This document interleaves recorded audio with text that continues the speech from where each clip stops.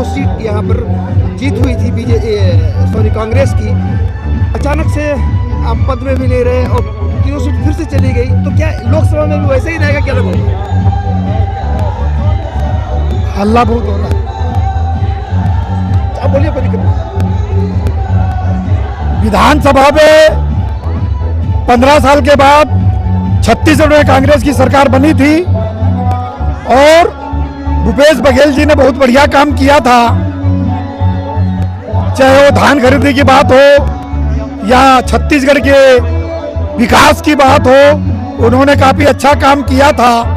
पर किस कारण से 5 वर्ष में हमारी सरकार चले गई, उसका हमें कार्यकर्ताओं को सबको दुख है। अभी समय आया है लोकसभा चुनाव का, अभी हम मतदाताओं के बीच में जा रहे हैं और मतदाता भी इस बात को स्वीकार कर रहे हैं कि हमसे विधानसभा में भूल हुई। हम बहुत दुखी हैं, लेकिन इसका बदला लोकसभा में हम लेंगे। कार्यकर्ता भी और मतदाता भी अब मन बना चुके हैं कि लोकसभा में पंजा छाप में वोट दे रहे हैं और छत्तीसगढ़ ही नहीं पूरे देश में कांग्रेस की लहर चल रही है और गठबंधन की सरकार। आप कह रहे हैं कि कांग्रेस की लहर चल रही है, यहाँ बीजेपी वाले कह रहे हैं मोदी लहर है, राम लहर है। देखिए वो 400 पार का नारा दे रहे हैं और हमने भी अति उत्साहित होकर 75 पार का नारा लगाया था। क्या 75 पार हमारी सीटें आई? वही हश्र मोदी का भी होगा। ये अति उत्साह में 400 की जो बात कर रहे हैं, जनता ने उसको नकार दिया है। अभी आपने देखा 2 महीने पहले जो राम मंदिर का उन्होंने उद्घाटन किया और चारों शंकराचार्यों ने नकारा था, कहा था कि किसी भी धर्म में नहीं लिखा है कि जब तक वो मंदिर पूरा नहीं हुआ है, उसका गुंबद तैयार नहीं हुआ है, उसका उद्घाटन नहीं हो सकता। मैं भी अयोध्या गया था और अभी छत्तीसगढ़ की सरकार ने पूरे जिले से बहुत से लोगों को राम मंदिर भेजा था, उनसे भी मैंने चर्चा की। क्या भाई राम मंदिर पूरा हो गया? उन्होंने कहा अभी लगातार काम करते रहेंगे तो 3 वर्ष लगेगा, तब राम मंदिर पूरा होगा। यह स्पष्ट है। लोकसभा का चुनाव नजदीक था, अभी उत्साह में इन्होंने राम मंदिर का उद्घाटन किया है। और यह भी बता देना चाहता हूं, अभी एक चुनाव लोकसभा का और आएगा, फिर ये राम मंदिर का फिर राग लपेंगे।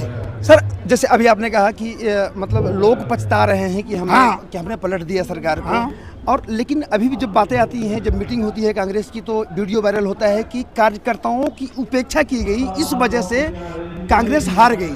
कार्यकर्ताओं की उपेक्षा कभी नहीं हुई है। संगठन और सत्ता में अंतर होता है।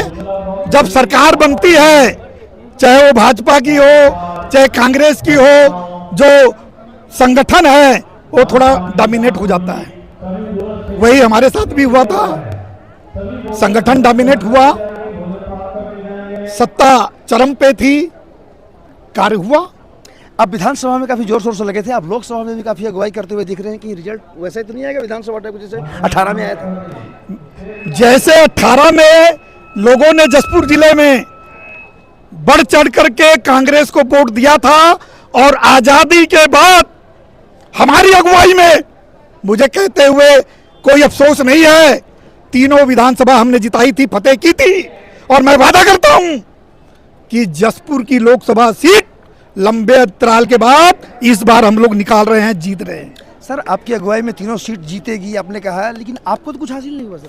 कार्यकर्ता कुछ हासिल करने के लिए वो उत्साहित नहीं होता है। कार्यकर्ता तो जमीन में चलता है। हम लोग तो जमीन में रहने वाले लोग हैं।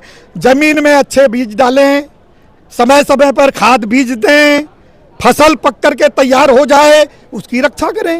ये कार्यकर्ता का काम है। हम उस भूमिका को बखूबी निभा रहे हैं। मतलब मोदी लहर का असर रायगढ़ लोकसभा में नहीं है। मोदी लहर का असर न रायगढ़ में है न सरगुजा में है।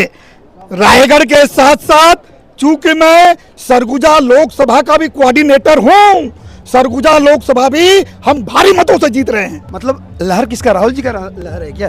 ये राहुल जी की तो लहर है, समस्त कार्यकर्ताओं की लहर है। और खासकर हमारे जो मतदाता बंधु हैं, 2 साल में 2 महीने में विधानसभा चुनाव के बाद इनका भूत उतर गया है, ये उसकी लहर है। अभी लोकतंत्र खतरे में है, साए है। और जो झूठ बोल रहे हैं साए, जो अधिकार छीने जा रहे हैं साए, ये मंदिर का उद्घाटन जल्दीबाजी में कर रहे हैं साए, जाति पाति फहरा रहे हैं साए, ये उसी का असर है। लेकिन सर पहली बार जसपुर जिले से मुख्यमंत्री बनाया गया, इस पर क्या रिएक्शन है? ये बहुत अच्छी बात है। हमारे जिले में मुख्यमंत्री बनाया गया, उसका मैं स्वागत करता हूं और उनसे आग्रह करता हूं जसपुर जिले का विकास करें, यहाँ भी मेडिकल कॉलेज खोलें, यहाँ भी सड़कें चमचमाती हुई बनाएं और चहुओर हमारे जसपुर जिले का विकास होना चाहिए। जसपुर जिला पूरे छत्तीसगढ़ का आखिरी अंतिम छोर में बसा हुआ जिला है, जिसकी सीमा उड़ीसा और झारखंड से लगती है। और हम लोग बहुत लंबे समय से ठगे जा रहे हैं। और अभी तो मैं देख रहा हूं कि 2 महीना हो गया सरकार बनी है, अभी तो अपने गांव की सड़कें नहीं बना पाए हैं। मैं तो दुखी हूं।